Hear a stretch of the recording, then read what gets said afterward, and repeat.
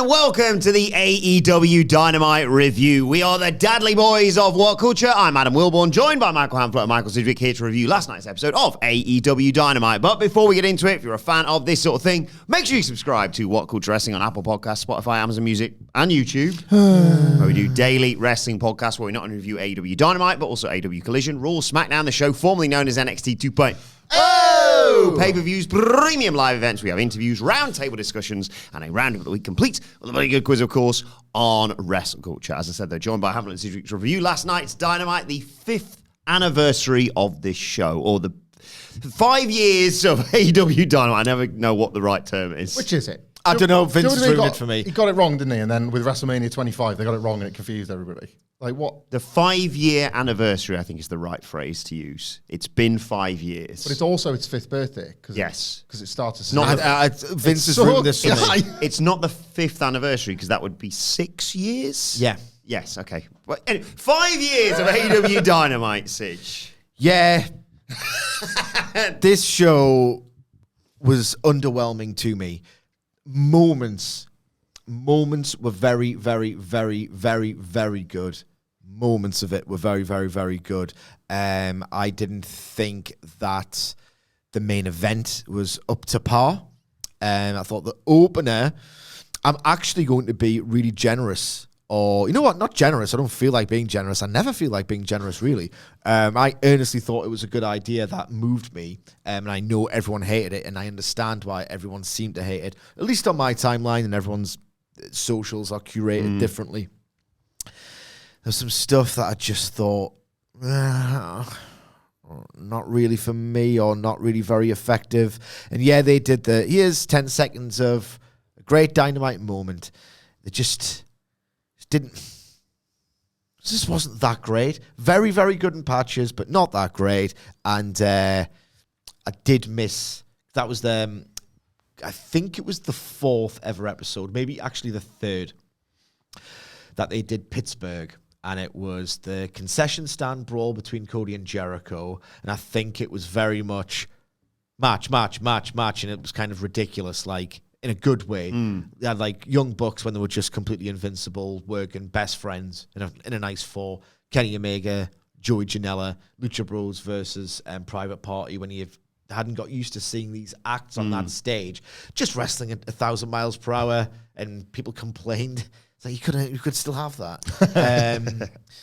And the fact that they drew a decent house and it looked lively and bustling was very, very important, because that helped elevate that which I did like on this show. If this was one of those 2,700 in a 20,000 seat, I thought this would have been pretty bleak. But it wasn't bleak, but it wasn't great. This Dynamite, like, I pretty much share all of Sidgwick's sentiments, and indeed towards the opener as well, which we'll get to. But this sort of went back to back with NXT as two big things I was hyped for that I was ultimately let down by for reasons that seemed avoidable, ultimately. That's kind of what I've come away with from both shows, just thinking big occasion, big sense of like expectation that you are allowed to have, not that sort of false hope or anything like that, just that feeling as a wrestling fan once in a while that like, they're selling me something that I actually want to buy, can't wait to buy it, and then you buy it and you're pretty disappointed with it, and now you can't return it, and you're stuck with it, and then you get to talk about how you feel about that the next day. Adam Nicholas normally sits in the chair behind that camera and is off sick today, but designed for us, a thing that I've just seen before we come into the studio, a lush 1 year on YouTube banner that he's made for the channel, a thing that he's put out on the social medias, and it's just a nice excuse. Like, we're not just like smelling our own farts. It's a nice thing to toast. We're all quite happy with that. And it looks, I didn't know he was going to do that, and it looks really nice. I'm bad with dates as well, so thank you to Adam Nicholas for reminding us of that. I looked at that, and it made me feel good. And it's like, that's why wrestling companies do that, because it's a 52-week-a-year product. You will take any excuse, thank you very much, like to have a celebration, to have a sense of occasion, because even good booking is basically what you're supposed to do. That's like a well-booked show is supposed to be the norm, and obviously wrestling companies can't always live up to that. But then when an opportunity presents itself, maybe a wrestler's retiring, maybe a wrestler's debuting, maybe you've moved venues, channels, birthdays, anniversaries, whatever, it's brilliant because it's like a free hit. You do the usual stuff you always do, but then you have some rares and tears out the ass, and you like just a bit of nostalgia for people. It could be 1 year, 5 years, 10 years, 20 years. There's so many free hits and tap-ins on a wrestling show like that, and wrestling fans want it as well. We are a nostalgia-obsessed community of fans. It fell short in every regard pretty much there as well, in terms of it feeling special. All day people on Twitter were doing it by themselves. Yeah. And it was a day of that, an evening of celebration around the TV rights, right? The party was getting started, and then Dynamite decided not to attend.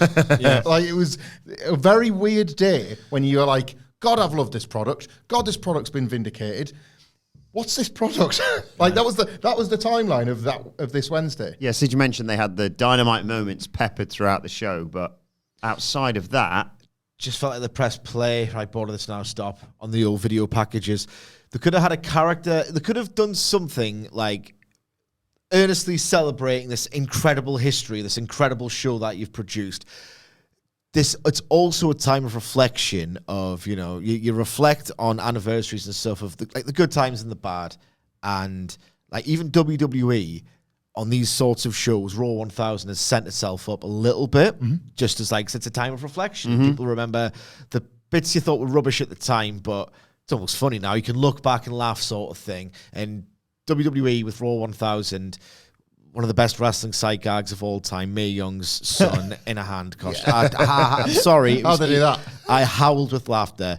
You could have had two wrestlers who maybe had a complete stinker at one point that no one expected it to be, interact with one another backstage and went, we'll not do that again. You know what I mean? Something like that. the closest you came, I suppose, was the Bucks being like 5 Bucks years. and Private Party. They didn't have a stinker, but my God. They might. They might. They might. Let's get into this show, though. Opened with the BCC, or whatever we're calling them now, Mox, Pac, Claudio, Marina Shafir. Pac They are still the BCC. Yeah. Sort of, without, well, we'll get to you later on. And until the higher power is revealed, maybe we won't have a name yet. So. Pac says he knows Wheeler Yuta is not a zoo creature, someone to be paraded around a fluffy, cute animal. He's a lion. Stop acting like you haven't chosen, he says. Claudio says, what's the problem? I'm still the same guy. So's Mox. This is still your home. We've got big plans for you. Marina Shafir speaks in Moldovan, I assume. And then Mox finally turns around and says he prayed every night that Bryan Danielson didn't win the AEW World title, but here we are. He's going to win that title one way or another. They're going to be casualties, but he's giving Danielson the chance to go out on his shield, on his home soil, buried in his backyard. Fate is not going to put a better offer on the table than that, and at Wrestle Dream, he officially sends Daddy home and will be relieving him of his duty for good. Moxley continues to have a great turn of phrase. I'm usually not in favor of the dramatic background music, but it kind of suits the mood of what they're trying to portray here. I probably would have started off with a big, here we are. Look where we are, with a bit of defiance, a bit of swagger, something in the way of a strut, some incredible pyro display. Just a weird, it's like they forget what they're doing. I know it's canon, all the storylines, particularly with Wrestle Dream. I'm not naive with Wrestle Dream so imminent. Yeah. It's like you kind of need to start doing the hard sell. You could just do this promo, I don't know, like after the first match or whatever, like a tit or whatever. My brain chemistry is completely changed and been altered forever, it would appear. Whenever you say whatever, we all take a pause. You can feel it in the room. For those asking, I don't even know the context because I never watched the program, but there was a show in England called Love Island. It's probably been exported at various points. Maybe we've even imported it, I don't know. Where the whole idea is you get young, generically beautiful, pretty stupid people into a villa or whatever, like a tit or whatever, and they have it off. They shag in that, and then they shag other people and the people that they were kind of getting with or getting gutted, and all. They get placed into positions where they're going to have it. It's like they are zoo animals. Yeah. I'm in close proximity with someone else who's 23 and fit. We're probably going to bang. There's nothing else to do. And there's one who kind of, I think one contestant a few years ago got confronted about it, or like had to fess up because someone was it was going to be revealed anyway.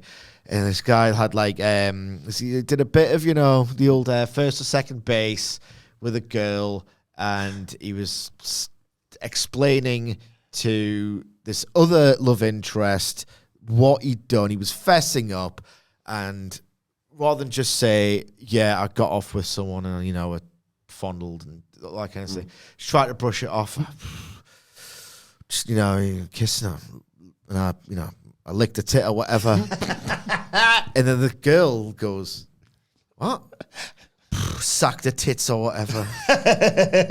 And now, it just came out during a podcast. Yeah. And now, whenever I hear the word whatever, just have to say that. Or when something feels particularly phoned in, booking-wise, and I think we'll get to it later in the show, it's now just, just beat them on Rampage or whatever, lick a tit or whatever. Yeah. So that's the origin story. That's a nice sort of birthday reveal. I like that. I hadn't considered that to suggest, for all of my grandstanding about wanting this to be a big party night or whatever, I hadn't considered that this undermines that kind of from the off, doesn't it? A John Moxley very serious, pay-per-view build. But it's because I would have classified this as a promo in the strictest definition of the terms, and good, because there's sometimes not enough of them. Yeah. Pac laid out the deal with Yuta, and that's a cool story. That they're actually getting some value out of this Yuta thing, and he deserved that because his performance with the turn. Yeah. With Moxley in the bag. It was just like, there's a bag It's on about time that did something with this. Yeah. We were enjoying what he was doing on Collision as well. I'll mention that, yeah. There's a bag on the guy's head, and you are just as intrigued about the other element of this, and that's really impressive. And then it's kind of Sidge pointed out, it's going to be Mr. Bean looking air, so we need to pull it back. They've done it. Great. So there's this one hook. The other one, that's as good a pay-per-view hard sell as you can possibly get. Yeah. Like the John Moxley, we'll get to what he says later on, but the John Moxley winning the world title pitch is completely credible. And all of us have sat here and said, Danielson win or retire is amazing, but it's tough. It's really tough because you're talking about a Sting situation, but for Bryan Danielson. They've done it. I am almost not seeing how Danielson retains, but how can he not? That's perfect pay-per-view build. Yeah, so they have that, and then we go to commentary, and it is Excalibur, Tony Schiavone, and Nigel McGuinness, who's filling in for Taz. More on him in a little while. And then we I got a little bit worried for Taz. He's become very dear to me. Yeah. I should have clocked that if it was a serious situation. They would have just upfront told you. Yeah, they wouldn't have been like, anyway, we'll deal with that later. Yeah. Imagine just shoot decked. It's AEW, so it's actually happening. Yeah. Someone's got decked as a shoot in the car park. Well, I'll just bring it up on commentary. Can say, give it to a gang, if anything. There's 18. yeah. Thank you, Grapple, genuinely for that. That's like a good bit of business, that, isn't it? A head count of your stables. These guys and these guys, times 18. You got the bloodline, have you? Well, I've got 18 stables. So Cole Fletcher is there with Will Ospreay getting ready for the match with Ricochet, and then in comes Don Callis and Konosuke Takeshita saying, we should probably talk about what happened last week. Ospreay's like, bit busy right now, I've got a match with Ricochet. And Callis says, all right, we'll talk later. Anyway, me and Fletcher have got a flight to catch, and Ospreay sort of just looks at him. Why did he go to the arena? Yeah. Why did he go to the arena? I mean, it's a heel saying it, so it's just like, but surely Ospreay should be asking that question. But then he's Ospreay, so he's not going to. All right. See you later. So they leave, and then there's just a look between Takeshita and Ospreay, which obviously would lead into what came later. Ospreay makes his entrance, Ricochet does too. It's the AEW International title on the line with holy sh, and this is awesome chance. Straight out of the gate, there's the usual series of takedowns, kip-up, flip-ups, pin attempts, counters for counters, mirroring, usual stuff, stalemate, Best of Super Juniors style. And double Spider-Man pose. Yeah, they did that bit, and then I noticed the top rope stayed intact. Yeah. So I wasn't sure what was going to happen next. No. I saw this, and if I'd known they were going to do this ahead of time, I would have groaned. I still don't think it was the direction they should have taken the match, but I'll elaborate later, rather. It was cool. It was really cool, yeah. Did they work it one step slower? Like watching a Ric Flair do the Flair off the top rope bump, but when he's in his 50s, something like he still does it. It's just that one step slower because they felt one beat behind. I don't think it was deliberate enough. Right, so they're just a beat slower at that sequence now. That's the reality of it. Yeah. I think so. So yeah, then it really kicks off even more. Ricochet catches a leapfrog into a twisting backbreaker. Ospreay goes outside. There's a tope.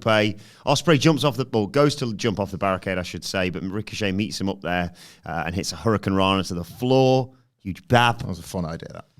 There's a stalling senton back inside from Ricochet, but Ospreay fights back. Handspring, corkscrew kick, pip, cheerio for a near fall.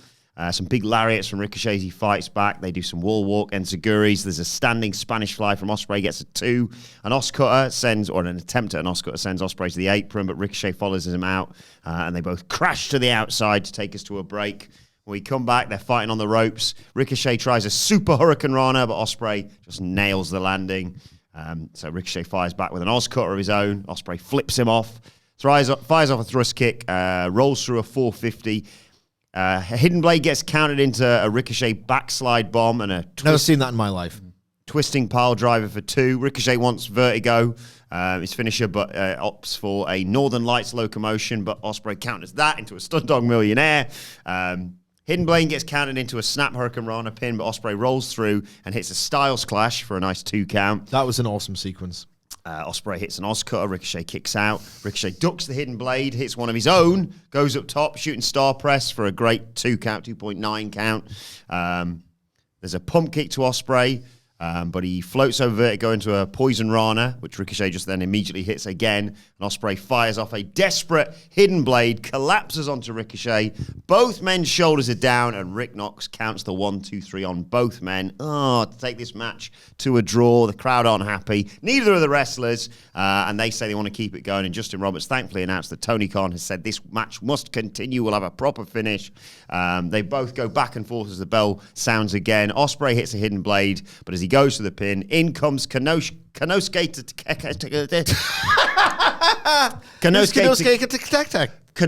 Takeshita to attack. DQ. He hits a big knee on Ospreay, hits Ricochet with a big elbow and a Falcon Arrow, grabs the international title and stands tall before dropping it between the lifeless bodies left in the ring. Right, I'll do match, then finish. The match, there were elements of it where I was pounding the chest.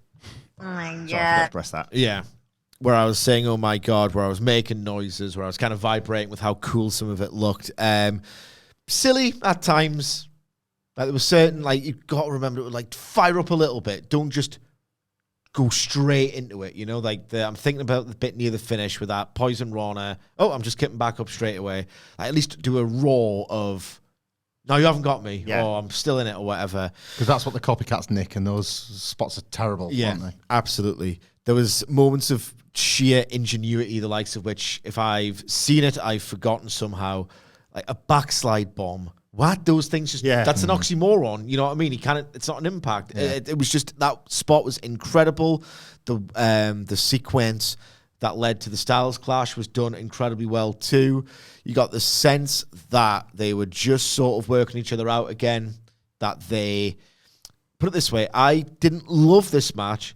I was exhilarated by a lot of the sequences in it.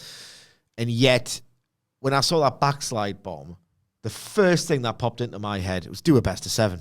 Yeah. Just do a best of 7 and be All those fears we had were allayed when that happened, basically. Yeah. Yeah. I will say that I don't think this is the direction the match should have taken. I mean, what do I know? A really good house made a lot of noise for this. So, you know, I'm probably wrong. Still think there was a more sporting story of Ricochet intentionally working. Not that it would be a reach with the form that Ospreay is in, a step behind, getting kind of dominated, and then slowly getting back into it. I thought that would have been a bit more realistic. I think it would have been a bit of a different. I mean, they kind of told that story. Ospreay's been telling that story. You need to keep up, bruv. There's not many Kenny Omegas around. I know. You know what I mean? That is that's the the problem. That's a story that Kenny would have told. That is a story that Kenny would have told. And that's the fact, in fact, the story that Kenny did tell ahead of his 2022 return. Yeah, he's ruined it. He's ruined pro wrestling for me. He's too good. The finish, right? So this was exhilarating at points. Some of the stuff that did just looked magnificent. Ingenuity. It wasn't just a greatest hits. Like there were certain things that they did that I've seen very few people do or do as well. So it was what I ultimately expected, and it surpassed my expectations because I went into it thinking, probably don't need to see another one of these, if I'm honest, and then I want to see a best of 7 in the moment. On the subject of which, it's a nice segue into the finish. I will say the actual execution of the finish was lacking. I've either read or heard, even if I've read it, I've heard it because Bret Hart's got such a way of speaking. An interview where he's talked about one of his sort of, he's various grievances with modern pro wrestling. One of them is the endless, relentless chopping. We know that he hated getting chopped, and he says, what's the point in really hurting me? Just punch me and make it look like you've connected or whatever. Like a tit or whatever. Another thing that he hates, and I hate it as well, is when someone with poor positioning has laid down to take a high spot and then sort of scooted. Oh, sorry, you nearly didn't get me, my opponent in a fight. Let me help you flatten me with an aerial. You get an F from my wrestling school when you do something like that.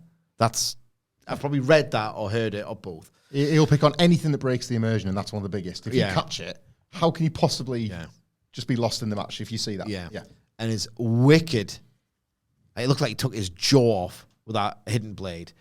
Ospreay kind of had to scoot to pin himself. It's like, oh, that just looked unacceptable for a guy like Gunther Will and Ospreay. Priest at SummerSlam for me, that, when they get over the fucking ropes, like it was...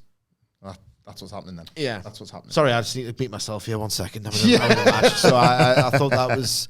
I mean, for a wrestler of Ospreay's standard, that's the first in-ring thing he's done in AEW where I thought, poor show Will. You know what I mean? It seems kind of ridiculous, but it was important. It was the finish. The only other time that I think Will Ospreay, who I don't even think is the best in the world, but he's kind of undeniable at the style. I hate his apron Ozcutter. Just seems to hurt him so much more than it hurts his opponent. So I didn't like the execution of the finish. I really like the idea behind it. And I hated that double gut punch of, Takeshi's ruined it again. Yeah. Because my thought process was, because they paced the match beautifully to the point where it kind of ended just as it was reaching that, I'm on fire now, I'm really into this. And then you got that, all right, yes. Because you have to have a great match. As Ospreay, you can do them in his sleep.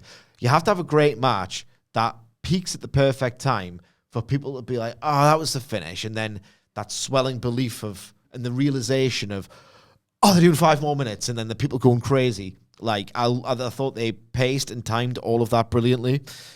So for Takeshita, within like seconds, we're not doing that. I was like, that was my actual reaction. I was like, I was really getting into that. And then this 3-way looks insane at Wrestle Dream. So job done in terms of giving me just enough of the thing that I'm in theory going to pay for. That does sort of explain like your subjective difference to a lot of people, because this finish, as we saw ad nauseum once upon a time in mainstream wrestling through WWE's overuse and abuse of it, was heat on the booking, not the wrestling. And Sid just wonderfully articulated that it was heat on the wrestler.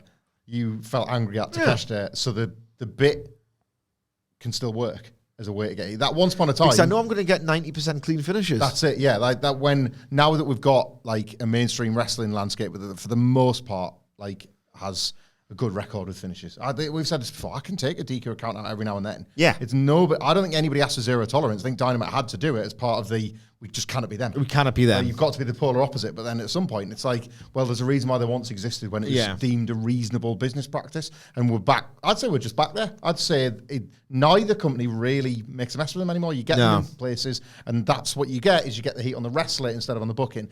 I couldn't decide. Nobody else did that. Everyone hated the booking. Right, okay. Yeah. So, yeah. But it made me want to see Takeshita involved in this mix. Which... Am I getting it? Yeah, that graphic will have absolutely helped. Because I have a theory about this as well.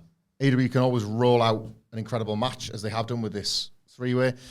Just on the 3-way. Yeah. And I agree wholeheartedly with you about the match as well. This is... What's that? It's the Homer Simpson phrase thing, isn't it? But Ross Geller. Dance karate. Is it capoeira? Well, but they don't hit. Like Ospreay, and the story of Ospreay and Ricochet is capoeira with contact, isn't it? They're doing all that, and then they actually get each other at the end of the sequence. That is their sporting story, I think. So I can tolerate that lack of, like, all the things Brett would pick on. And truthfully, all the things I kind of don't like about Ospreay some of the time.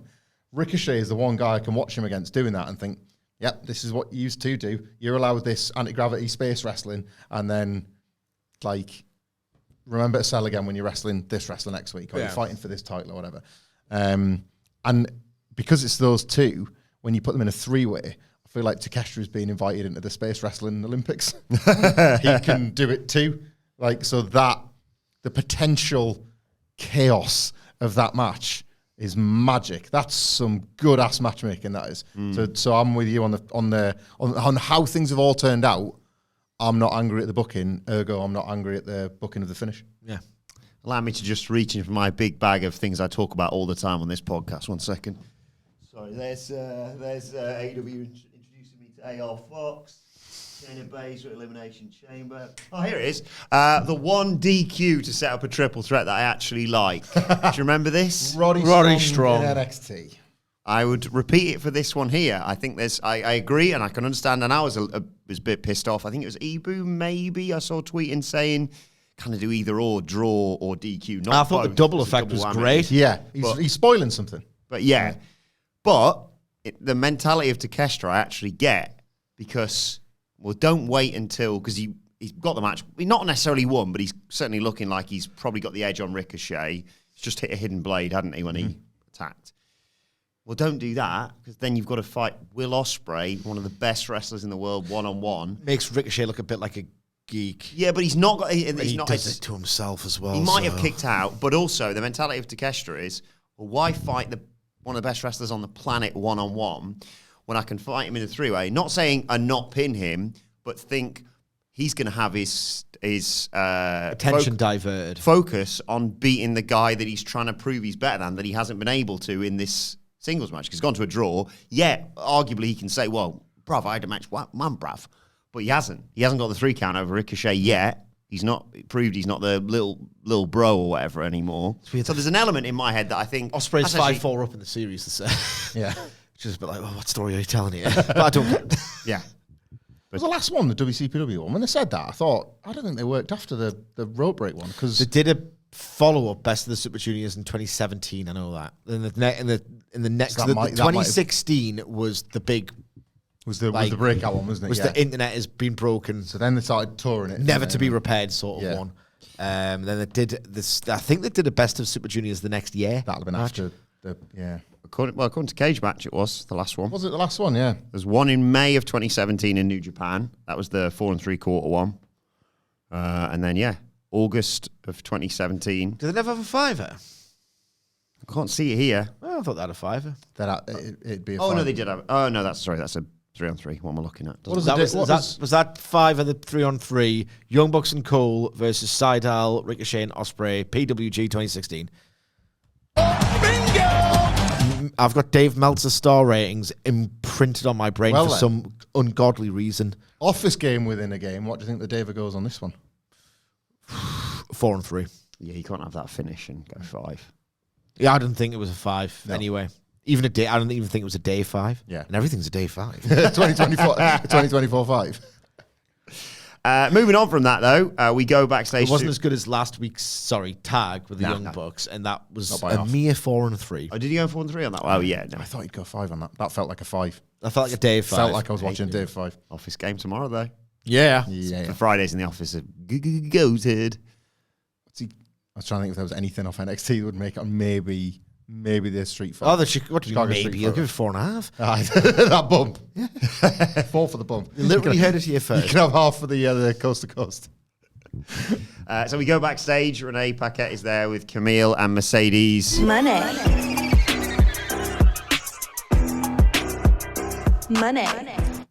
She's very kindly put together a highlight package of the best moments of Dynamite, but it's all her.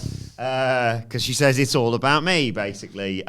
She says AEW's future's so bright because money changes everything. And then in walks MVP to give her his card. Great. Yeah, I like That's this. a development and a half. That Yeah. At the Hurt Syndicate with her and Lashley and MVP cutting promos for both of them. I'd like, let's be Honest, that's the way to do it. Yeah, that's everyone benefits. Yeah, Everybody. That's everyone. That's a good act in your head, That is isn't it? a goddamn cooler than I had ever hoped to be. I thought it was cool when I thought, you know what I could just do? Get skinnier jeans, get Julian... the hair of Julian Casablancas. Oh, yeah. And wearing the money, as it were. I'll never be as cool as what this faction could look like. No. Renee Paquette then is backstage with Austin and Colton Gunn. They're about to give their thoughts on Juice Robinson's match. Robinson. Before, Jay White wasn't Sure, there what yet. with the arrival of Jay White was Bit of foreshadowing. But they are attacked Streak. brutally by Hangman Streak. Page with a steel chair, and I can't remember which one he just lobbed straight into a door as Colton. well. That was it. Looked awesome. Hangman's so good. He's good, isn't he? This nutcase. Like, I admire, like we joke about Page and Punk stuff. I genuinely admire his broadly dignified stance on the whole thing. Like, publicly, certainly. You know, you don't know what goes on behind the scenes, but, like, Jack Perry made a choice, and Hangman Page had more windows of opportunity to make those choices and never did, right? But if he's thought, I'm going to bottle this, and then once a Wednesday, I'm going to remember that feeling, I'm just going to let out, because you just believe it. So much changed in his eyes. He's and amazing. His face He's a shape. It's genius. like- He's amazing. He's in that list of geniuses that I'm going to get around to doing one time. I want him to start, and he said, like, I'm just going to go through everyone who's ever sort of wronged me. I want someone who's not that person, but a bit like the Guns or sort of adjacent to that, to be cutting a promo in a few weeks' time and constantly just going, yeah, thanks, Renee. Just checking there's no one coming behind me. Anyway, I've got to go, and they're just running off before they get jumped by the nutter Hangman Page, which is just... him deciding if he counts Kenny Omega as somebody that's wronged him or not could make for a fascinating piece of television. Yeah. The nervousness around friend or foe, because you don't know, do you? Yeah. They've got enough, like, sort of between them that's good. I know that's booking the Elite together, and that's sort of a bit of a no-no, but, like, them two, I still want some of that. Yeah, same. moving, Did something to me. moving on, I'm Learning Tree came next. Big Bill's in the ring. Jericho wronged Hangman once in 2019. Maybe he could get him next. Yeah. For months. Big Bill says it's not about the destination. It's about the people we become along the way. 1,800 odd days. We all become better people due to Chris Jericho, who comes out with Brian Keith. Congratulates everyone for 5 years of Dynamite and the new TV deal that they've signed, making the experts look like real idiots, he says. But he says there wouldn't be an AEW if it wasn't for Chris Jericho. And Brian Keith gets the crowd to chant, thank you, Chris. I like Brian Keith's role in this stable. He also mentions it's the 34th anniversary of his in-ring debut. And he went all the way from there to Pittsburgh. That's not where you are. I don't hate that as a bit. Yeah. But he's had an epiphany. He main evented in Mexico, and then he beat Mark Briscoe, of course. It's a new era. The Ocho's gone. Bring on the Nueve. Is that what he said? I forget how he pronounced it. Nueve?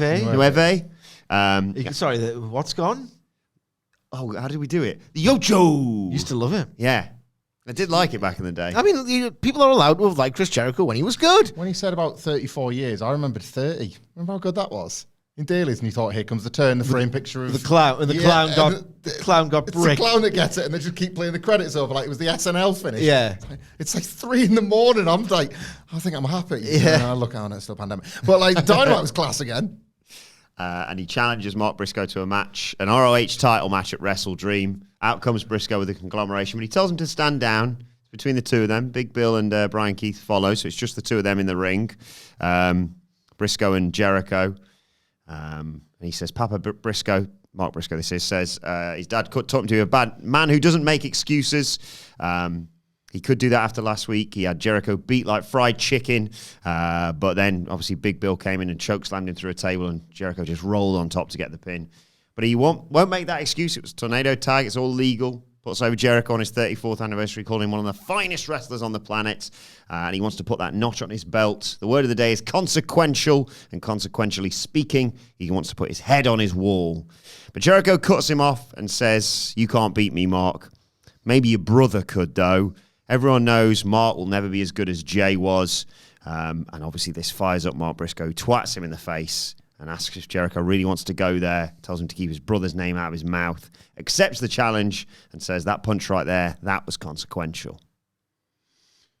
The heat wasn't cheap, but there was only ever really one chance to do it for the first time, and I wouldn't have given it to Chris Jericho. I don't think I've seen a lot of comments on this because it was always going to be controversial if and when Jay Briscoe was used in this sense. Like, I'm not saying we use wrestling as this bar because wrestling has gone far worse, but you assume conversations have been had between consenting adults. Of course they have. Of course they have. So, like, this is not that cheap heat, ugly moment thing. I don't think that's the conversation to have here. I just don't think Chris Jericho or this otherwise quite trivial program was the way to roll out a line that was destined to get a gasp in a moment. And ooh, like if you'd have turned FTR heel as part of this Outrunners thing, and one of the first things they did was say, well, we've got no trouble against you because you're not half the man your brother was. Perfect. Like, we know of that link, we know of that bond, we know of all that sort of stuff. I don't want to trivialize it as such, but it's sort of, when like Jericho gets stuff, like he got Ospreay at Wembley, and he gets this wrestler, and he gets that thing that he gets to want to do or whatever. I kind of feel like he's just been given that.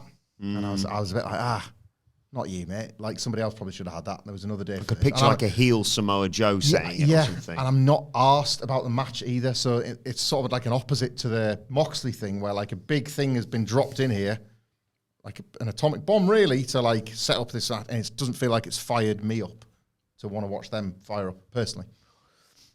On the match, I don't hate it purely on the basis of I enjoy watching Mark Briscoe so much that even if Jericho's slugging about, as he can often do in 2024, then there'll be an powerful visual. There'll be an emotional layer because I like Mark Briscoe so much. I'm a learning slug. Just like, I eat the learning tree. So the idea along the bottom row. So like he's trying to stay in a Royal Rumble. What if I would Briscoe in the match throw some salt in his eyes? Yes. So with the idea of the Chris Jericho match being this sort of, unless he's in a tag or whatever, look at it. A Chris Jericho singles match is always like, oh, this is going to be a slow and heatless affair. Mark Briscoe's like, I care about him, and I don't even care that much about the ROH title, but I was in person to see him win it. Mark Briscoe's the best. You're the fucking best. So realistically, I'm going to watch that match and think, oh, come on, Mark Briscoe, I want you to beat him. I think it's a good bit of matchmaking because I don't like Jericho and I like Mark Briscoe. Yeah.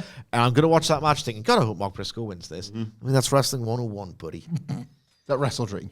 Yeah. So I'm into it. I'm not into it at all. Hands up. On the subject of hands up, I've got way, way more important things to worry about or be apprehensive about in my life other than an agreed upon work of fiction between two professionals in their job. I'm sorry. And here's the other thing as well. If there was a way to do it well, and I think this segment and the reaction to it, which I'm not overlooking at all, suggests there isn't a way to do Jay Briscoe heat well at all. They did the best possible way of doing it. He complimented him. Well, yeah. He said he was great. Yeah. You know what I mean? He said he was great. Yeah, oh, yeah, I don't, it's... So... it was the choice to use it here rather than the choice to use it at all. That was my issue. But a lot of other people had the issue, at least on my timeline and my curated social activity of it's just... And it's fair enough for people to have this opinion. I just personally, they're growing ups and they've agreed it. I mean, who could possibly care? Yeah. You know what I mean? Like, I think it's time to start really adjusting priorities across the board in life. He did it the cleverest way he could, and it still didn't work. So he complimented him. You know what I mean? I can't get offended by things anymore like this. Yeah, I'm with you on this in terms of the fact of there's so much more to worry about, man. People will get offended on Mark Briscoe's behalf, and like you say, there's an element of me that thinks Mark Briscoe is the one who says when and where it gets to be used. So it's not even saying, do you mind if we say this? Yeah. It's him saying, actually, you know what really spice this? Because it works. I agree that maybe it would have been better for like I said, I don't know why I picture a heel Samoa Joe saying, but I just could see him working with like really viciously, that could have been a scenario MJF. for it. Yeah. Yeah. But it also kind of actually works quite well with Jericho's character. He's just like this silly learning tree twat with his mates knocking about, and then suddenly he's like, I'm just going to mention this, and you're like, oh, you're a real sinister git behind all this. Yeah, I honestly, I mean, hands up, like I pride myself on being unfiltered, but I didn't care. And he complimented him. I thought it was a clever way of doing it, but evidently it hasn't worked for a lot of people. I will say, when it all went down, it was like, I think that I'm probably in the wrong on this. The people in the building were like, don't know. Mark Briscoe is either even better than I thought, and I hold him and Jay in the highest regard as professional wrestlers and promos. God damn it.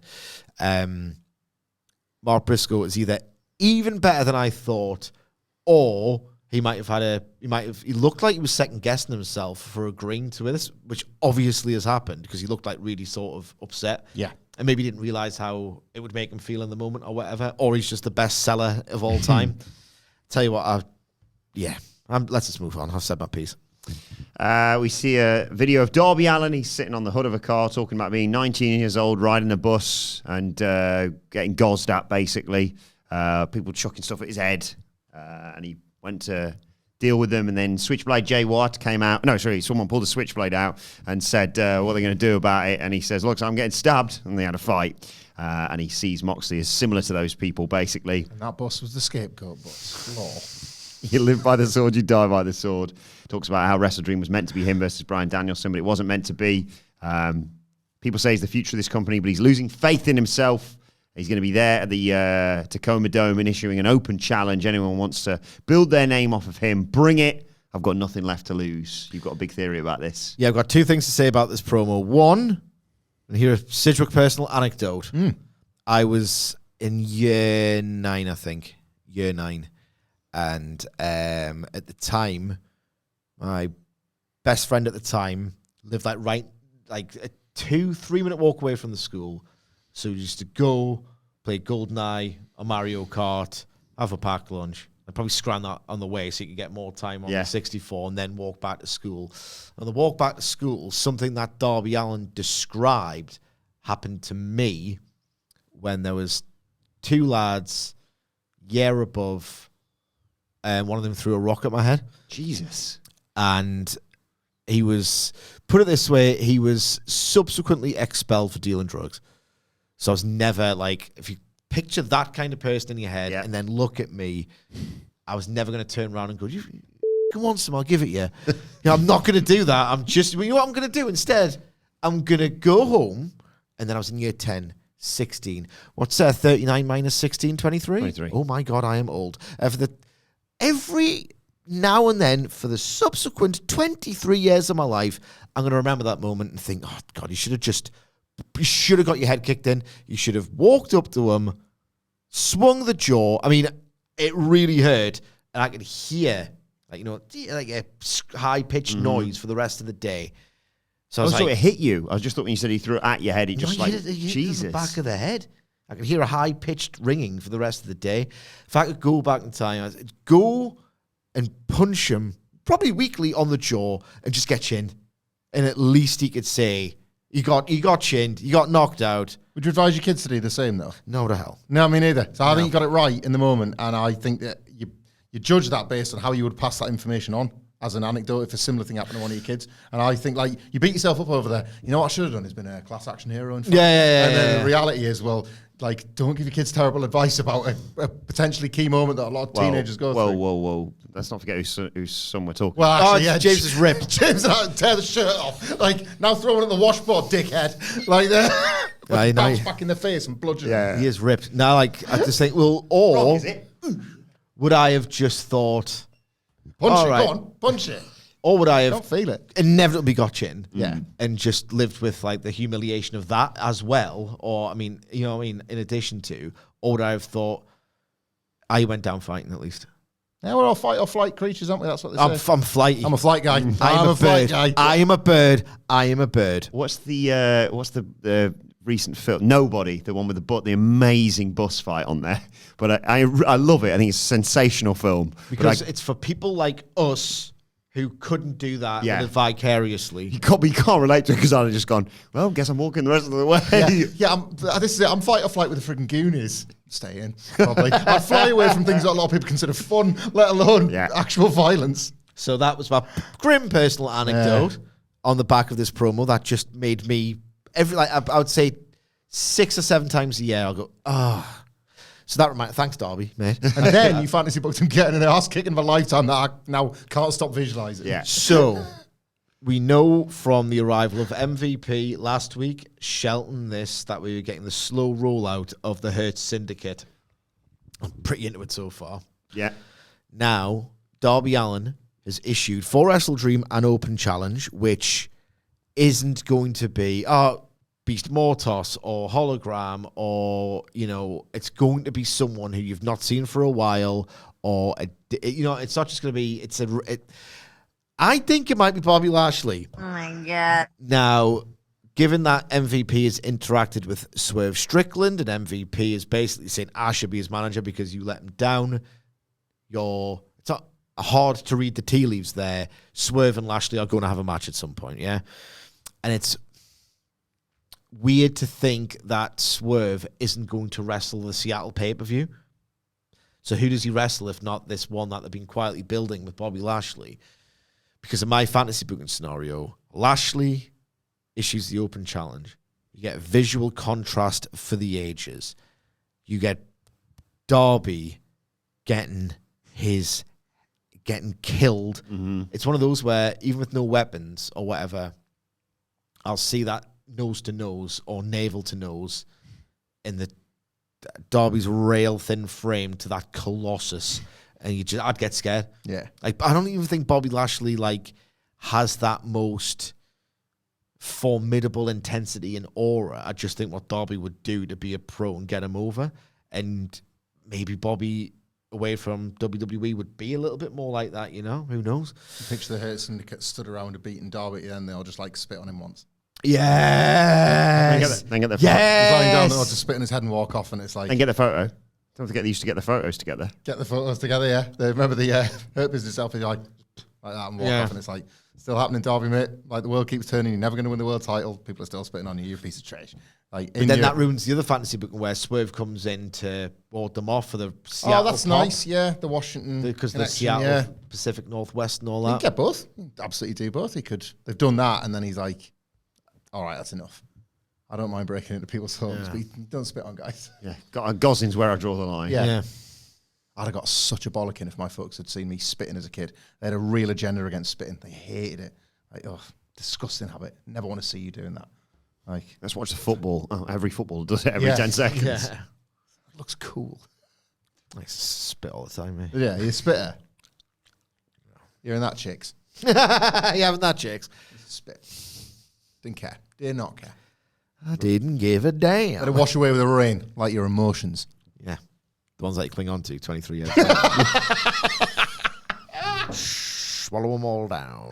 Squash them right in there. Squash them right down. Squash them never right, coming out. Squash them right down to repression town. They're definitely not exploding like Kevin Nash's spiral. They're never coming out. And they never come out. Never in indirect ways. Squash them all down to repression town. What are you spitting there? Just spitting out an emotion. See? Not my thing to deal with anymore. Easy. Speaking of emotions, Hangman Page. I want to go to Repression Town. Actually, I think they're right now. I want to take you to Repression Town.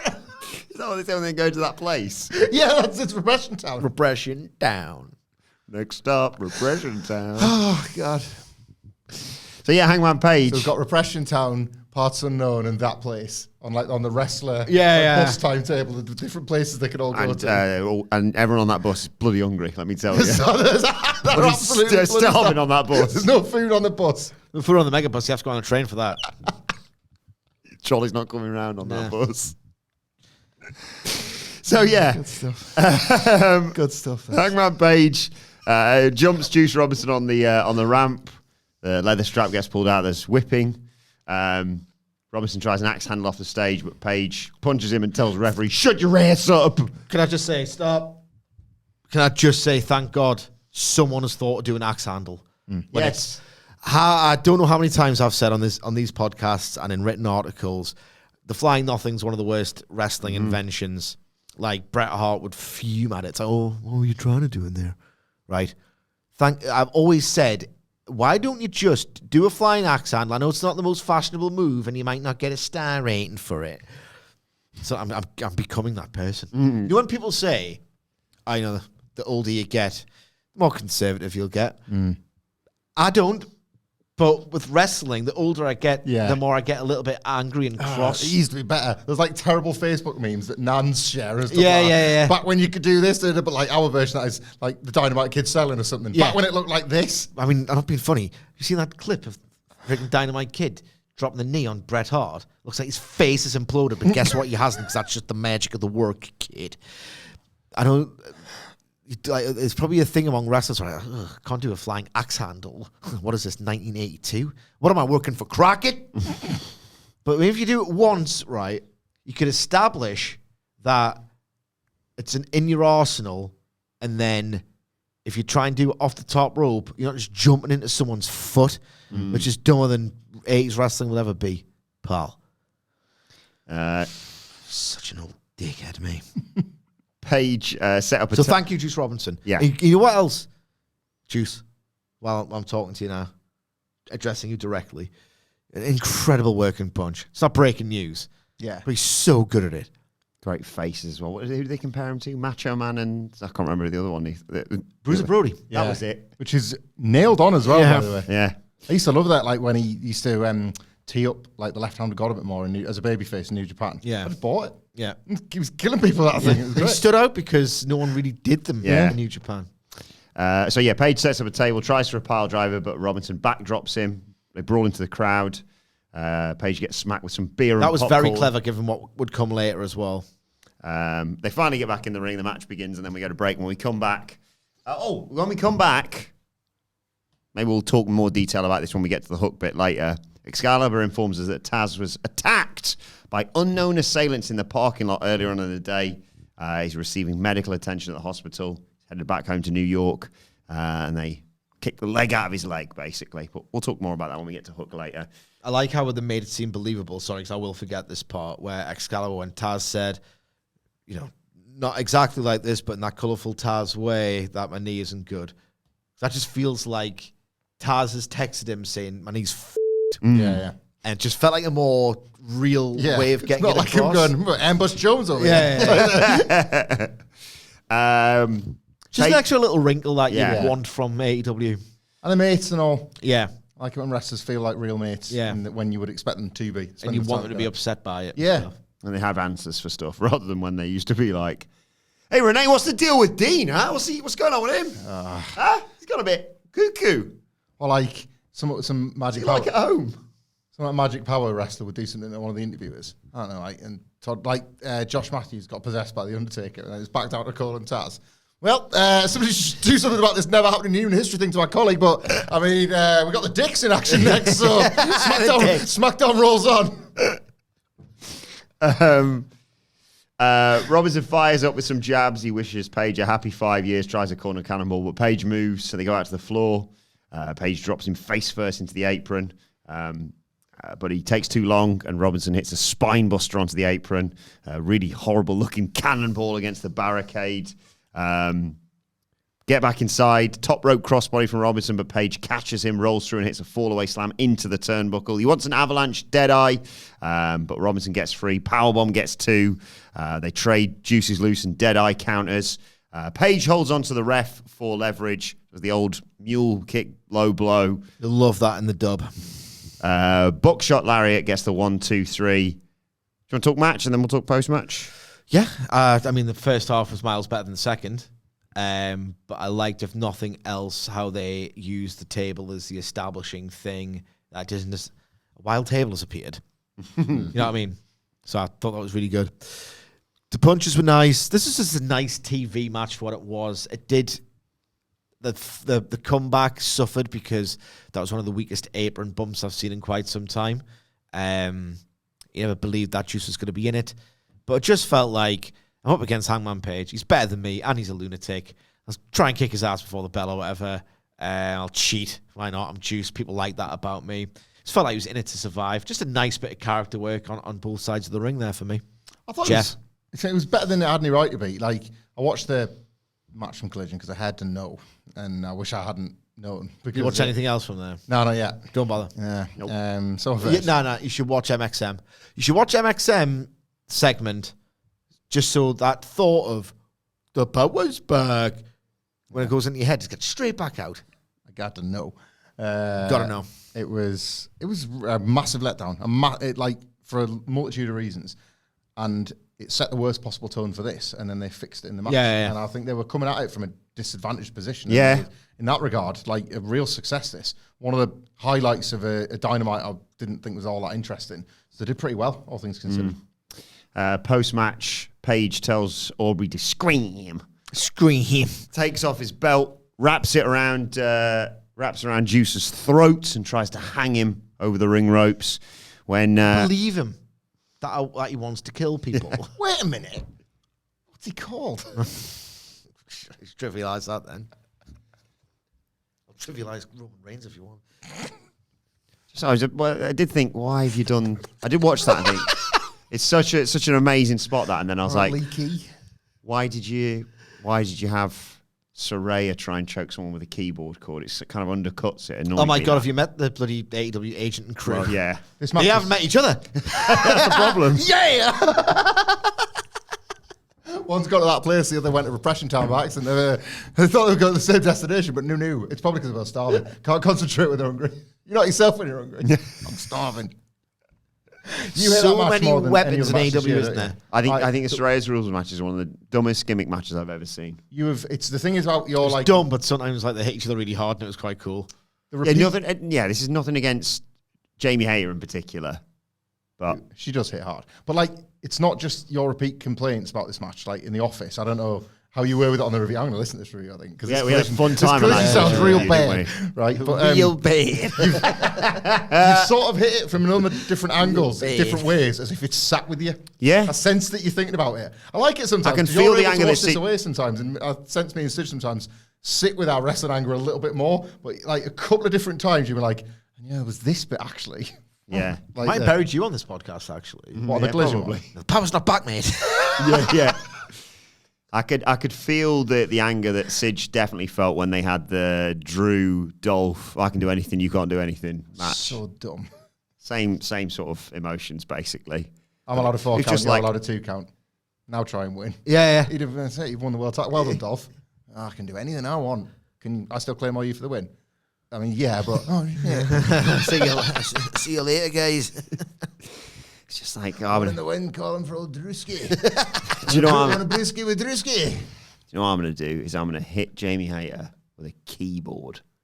There's a steel chair right next to you, right there, and then It's gonna, 5 years, God willing, 5 years deeper into this, he's going to say that. 5 He's years going to time. join his Mount Rushmore of put it in the bag. Yeah. 5 years time when was the other Saraya finally bit? gets released. Bit that really wound me. Oh yeah, I mean, I get it. This is the thing is.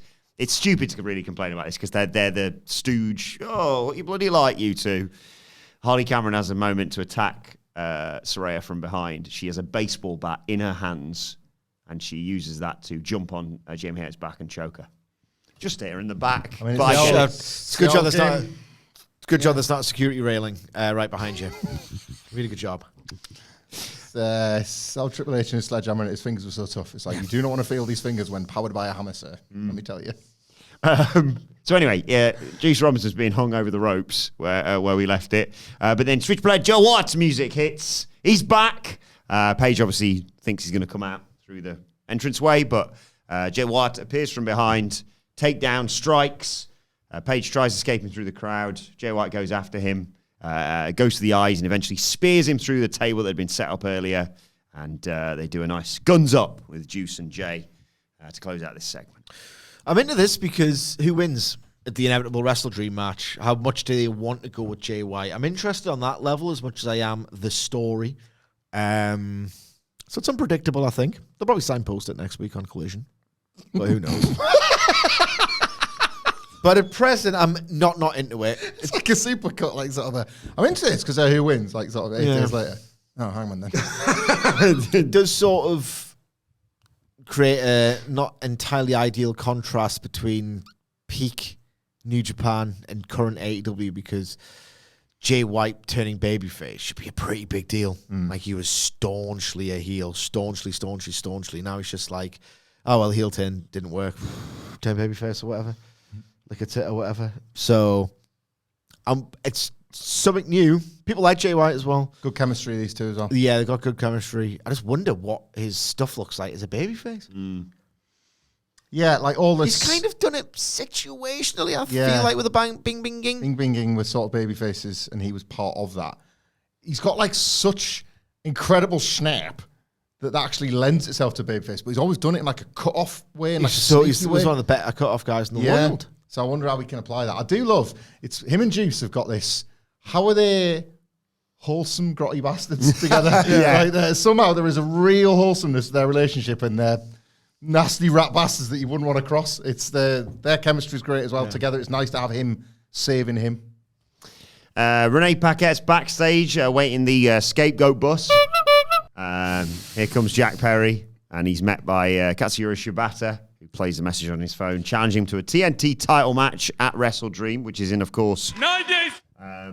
Perry says, I'll think about it, walks off, doubles back, attacks Shibata into the bus and says, I accept. Right, I hated all of this. So you see, Hamlet, what happened on Collision was Shibata came to the aid of Suzuki, who was beaten down by the Elite. Okay. After Jack Perry versus Minoru Suzuki. Correct? Correct. Yeah.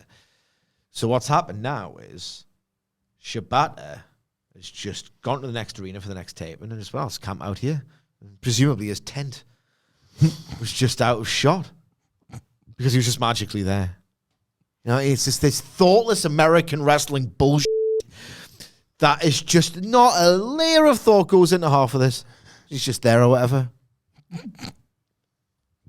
Tell you what, they're like, all these wrestlers starving. I'm never hungry, as long as I've had my Katsuyori Shibata, which, as we know, is hollowed out bread with something inside, like Shibata's brain. Yeah. This is bad. This was bad. It was bad. And the babyface got his ass kicked. Yeah, bad. Shibata of all people. Bad television. Like, Rubbish telly. Rubbish telly. yeah. I feel nothing for the match.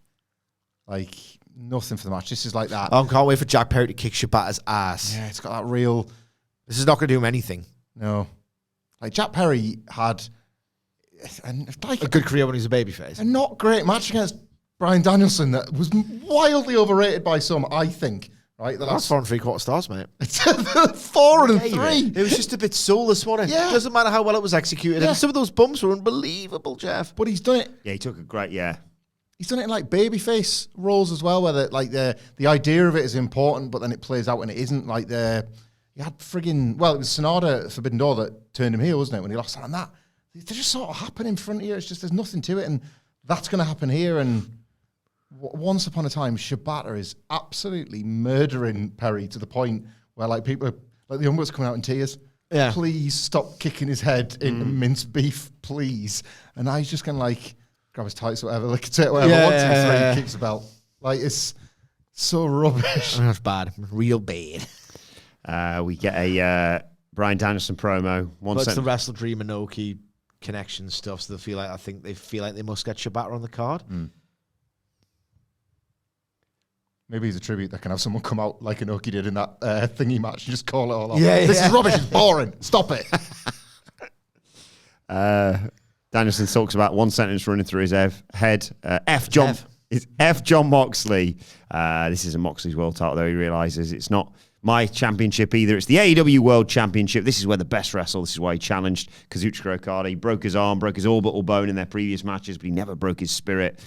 If he beats him tonight, his career's over. But he wouldn't want it any other way. AEW, this is for you. Yeah. It does feel like Tony Khan to be AEW is to constantly be under attack. That's the defensive mindset. It's one that I personally believe he needs to rid himself of, and yet it's one that feels like it permeates almost every big top angle I've tried to do in AEW this year. His Moxley stuff already feels like a continuation of it. Yeah, every babyface isn't fighting off the NWO every week, are they? Do you know what I mean? It's not like a lot of them are just in their own stories. And I'll tell you what, I said as well, I made the point a couple of months ago when I think Dax Harwood had done one. FTR have had a crap time of late, so I don't want to do that gimmick this week. But Dax Harwood was doing this bit, where, you remember the Collision promo where he got absolutely heckled. All the best to everyone affected by that horrible event as well. Jesus Christ, I can't imagine just your life being impacted by something like that. And my heart does really go out. But I will, it was just the thing that came into my head, the promo where Dax got heckled because he was giving it the AEW Raw, and it just, this stuff, Cody was the biggest AEW Raw guy. That was a self-appointed role as the sort of the face and the genial guy of that sort of revolution in the face of it, and he was really funny and cutting with it. So he kind of had to do it to make it seem like the challenger brand. And then you've had, Punk do it against, leave, go headline, night 4 of a buy one, get one free extravaganza. And that ass kicking will still be waiting for you. Both Cody Rhodes and CM Punk have left AEW to go to WWE, in case you didn't realize. And then Dax was doing it earlier this year after doing a storyline where it's might leave AEW if your social media team is not going to print me make me a custom picture of me winning an Observer Award. Oh, I feel disrespected. I might go to WWE. It's like this stuff just doesn't work anymore. Daniel Garcia in that feud with MJF. Nobody loves AEW more than me. You might get the tattoo, but I love AEW more than you. You don't care about AEW. He's apparently entertaining an offer, as he should. He's apparently entertaining competing offers from WWE and AEW. Yeah. Cope or at least in the TNT title, middle of the title run, when they needed like a push back to the Punk comments. It was like, well, there's an edge out there or something to say some stuff. He's a WWE lifer. Yeah. Is that the one we watched in Philly? Uh-huh. Oh, yeah. And Good pizza there. And I said, and I wish I came up with it after the fact. At the time, why is Dreammaker opening Dynamite? Do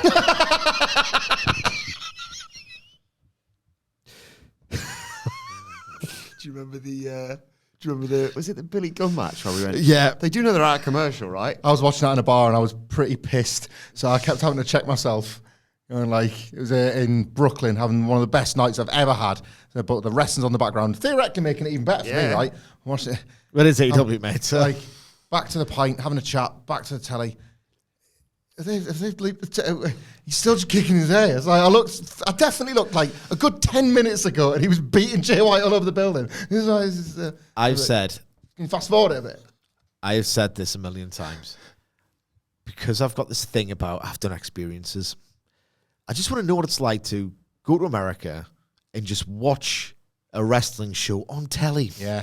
Before I go to bed. 8:58 p.m. Get the upper, get the downer. Yeah, find just it. to see if I'm less of a miserable, pedantic prick than when I'm fighting through that cobweb of early British time. Mm-hmm. And then I finally get the full Dynamite experience without doing that weird thing of, this match is a bit boring. Oh, it's fine. I'm just watching the uninterrupted fight Triller broadcast feed, and they're in commercials, so that's why it's slowed down. Just try and forget about that. I'm finally in America. I don't have to watch that bit. Oh, here's 12 minutes of it. It's Billy Gunn versus Jay White. God damn it. One of the only times I remember that I've done that, I've told the story a million times about, like, and it's very Dr. Fed, but it was a genuine accident. First day of the honeymoon, Raw's in town and Miz cashes in and all that. It's a 2-week honeymoon. 7 days later, that's like kind of a planned rest day because it was in Florida. Brilliant time, but it's pretty full on. So we'd made a choice to have the rest day. So like it gets to like 7, 8 o'clock. My wife's already sort of pretty knackered and we had no plans. It's like, no plans on a Monday. How's this worked out? So Jesus Christ. But I never said it out loud. That was always in the back of my mind. I wanted that. I wanted to Monday night. You know what that means. She's like just having an early night because we've got another planned at a park or whatever tomorrow. I was like, Raw in America? Oh, I was like, too many adverts here. Like, I was having a great. It was a 3-hour one where Sheamus became King of the Ring. So memorable, yeah.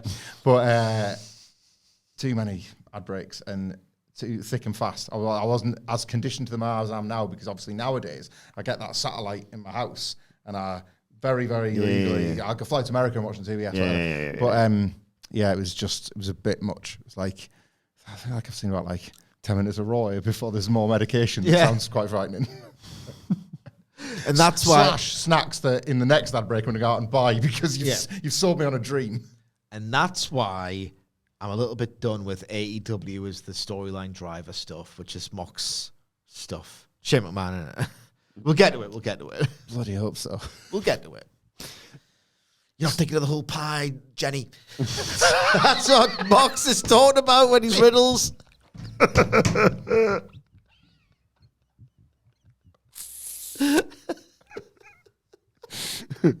boring, isn't it? Watching reruns of The Corporation in your life. Not for Not me, me, I like I it. like it. Shane McMahon, here comes the money.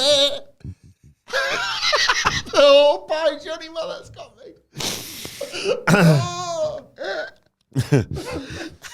So, see, just Up for John Moxley. You've been the best.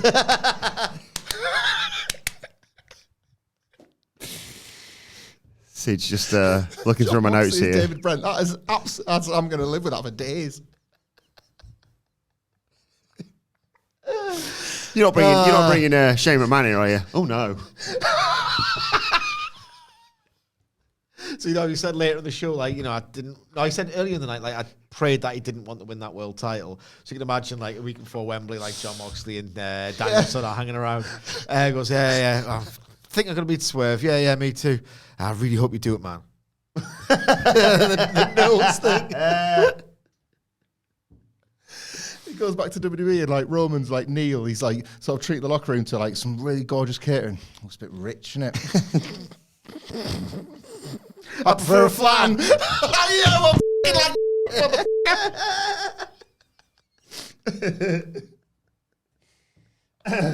he would as well, wouldn't he? Roman's like all the shrimp and the lobster on the like bloodline plane, and like John Moxley's there, just not for me, thanks. And he just Scotch egg, so, cutting himself with it.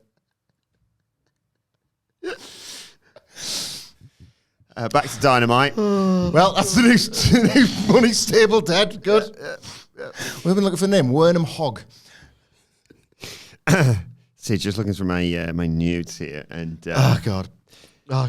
it's now time for the one women's match on this show. Yeah. Worse when the show's like 4.5 hours with an overrun. So like, you've made space, made room.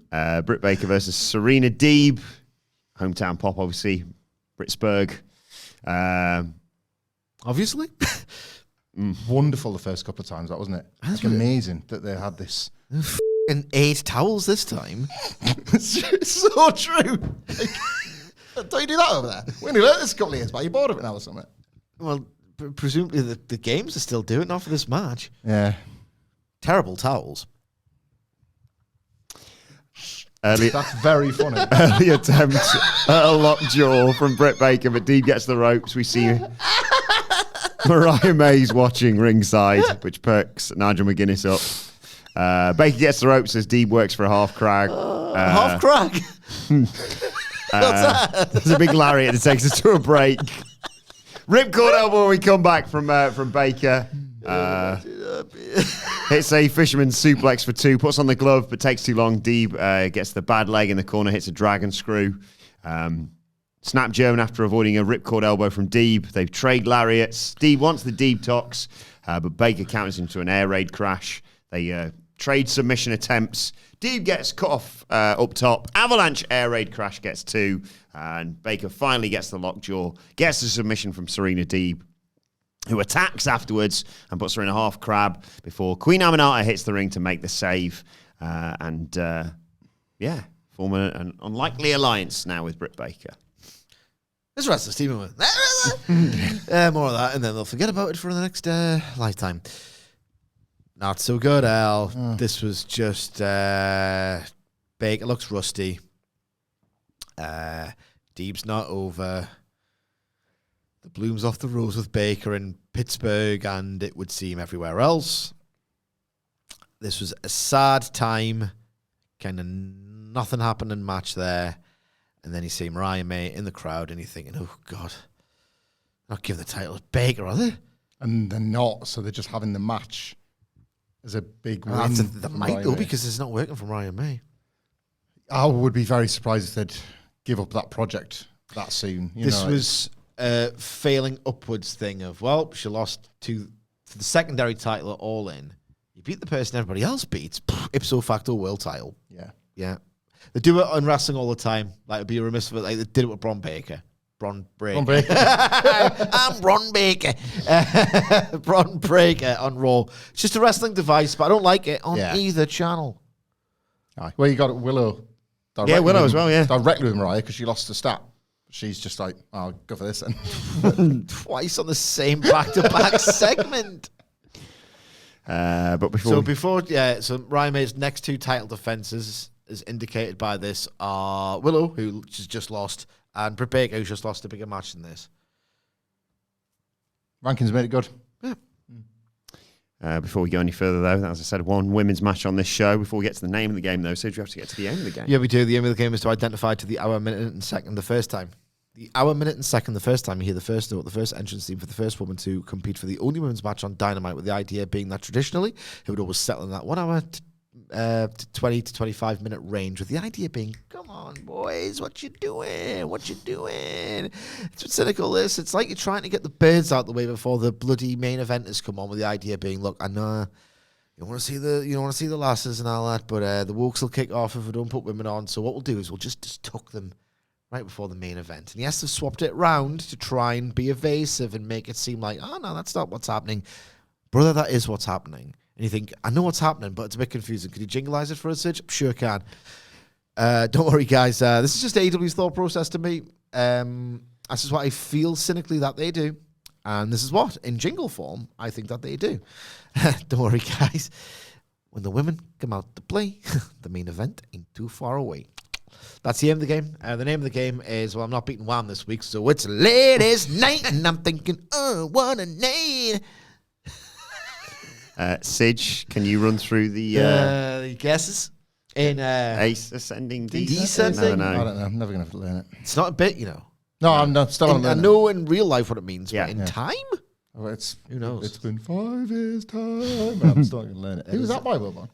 That was no. Excuse me. Excuse me, come on. Who the artist behind that? Hey guys, I'm Noah. And I'm the whale. I love that duo. Right, in descending order, Michael Sidgwick. Whale stole Laura Marling away, of course. Sorry, it all went wrong. 1 hour, 5 minutes and 5 seconds. That was me. Adam Wilborn, I don't know you from Adam. 1 hour, 15 minutes and 56 seconds. Michael Hamflett, 1 hour, 21 minutes, 20 seconds. Shout out, as always, to the Panda Blair himself, Adam Blair, at Adam Wilton 4, and Jose Palomares at the Ho 11. They're both on their Holly Bobs, actually no, working Holly Bob for Adam Blair. International Men of Mystery. But they always take care of the data for this sort of thing. Thank you, as always. And the time was 1 hour, 13 minutes and 31 seconds, which means a win for me. You're joking. Not another one? Takes me to 11 for the year. 3 for Sige, 6 for Hamflett. Which combined is still... Hang on. That would mean that if you add, sorry, thank you for asking it, Sige. If you add your score for the year with Michael Hamflett's, 3 plus 6 equals 90. Renee Paquette is backstage with Hook, asks about his dad. He's effing and jeffing, or he stops himself just before doing that. Starts off with his family. He'll finish it. He's going to find who did this, and he's coming for them. Who could it possibly be? It's Christian Cage. Yeah. Or Hook? I Well, saw is some it him people as saying, well? postulating that as well. They did Has he used got, to... has he got to him in a kind of, I'll be a better dad than you idiot dad, let's beat him up? There used to be a dab hand and a red herring. Yeah. Like, when it was amazing. Like, Raven in the crowd for the Dark Order was just beautiful. Used to do stuff like this, but that was in the past. And Christian Cage said, hook, line, and sinker. AEW, unlike the rest of the world, had banter in the past. Yes. Christian Cage and Taz also have history. That was his first kind of program when Christian first really entered AEW. Because remember when everyone was just like, oh, they're going to do Christian Cage versus Ricky Starks. Just everyone knew how cool that match was going to be. Then Starks got injured and they couldn't do it. But they did do Christian Cage versus Powerhouse Hobbs. And then they had that segment where Taz and Christian Cage went toe-to-toe. And Christian Cage went, oh, you're still standing on all that old ACW money, Taz. And he went, no, the other money. And it's just like really funny. The other money. When you said that there, like, we remember stuff like that. You pull things out, takes your match graphic, and your wrestling brain goes, oh, what did they do? Yours especially is great with AEW, but like, I'll be trying to think of like a finish or a little bit of lore or whatever, sort of like that. I don't think about that anymore. Nah. It's really gone, that, isn't it? That is really gone. There's not enough. Don't even remember what they did a month ago, man. Remember when Takeshita was about to wrestle Okada after they teased it in a 4-way? Yeah. What? And then they thought, I don't really want to push Takeshita, but we don't want to beat Okada yet. Okay. Well, let's just look what happens later. Forget that. By the way. Let's move from one meaningless belt to another. Thank you. Take. Yeah, Cage after this take. said he's the face of TBS, future AEW World Champion. He's the patriarch, the father figure, and soon he's going to have it all. Hook, line, and sinker, implying he's possibly behind the attack. And I thought, bloody hell, if he does that to Taz, imagine what he's going to do to the bloke who nicked his pen. So we go backstage with Mariah May, brings up the recent challenges and says Willow Nightingale is failing up and somehow gets a title shot despite losing over and over. Nightingale comes in, calls her a shady bitch, and they have a row. And I believe this row. Christopher Daniels steps in. It's well performed. Christopher Daniels can kiss my ass at this point. He's so bad. Like, he really is bad. Like, I don't think He's in a stupid role as in the dying embers of a stupid storyline. He just needs to go away and they need to pretend it never happened. Yeah. Right? His actual performance is, I think, bad. Like the way he's holding that back. It's like, I know he just looked like on his haunches. I don't like that he has his... Maybe it's... More office stuff. I don't like that he has his sleeves where like Jim has them in the office. Yeah. Jim cast as the cool guy of the office. I work in the office. Christopher Daniels is not the cool guy of the office. Whatever the frig the office is in AEW, he's not the Jim in it.